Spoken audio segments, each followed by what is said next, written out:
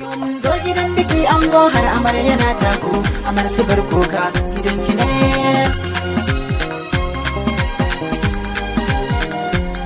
Yau mun zo gidan biki ango har amarya.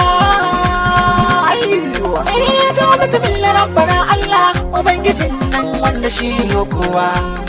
Allah taimake ni waka ce, yau na shirya ta zana yau gidan baiwa.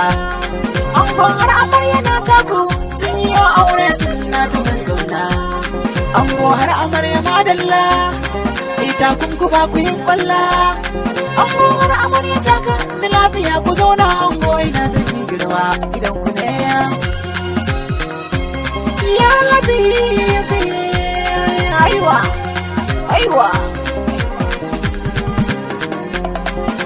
Sai na so ake aure, amma ba soyayya auren ba za a yi ba.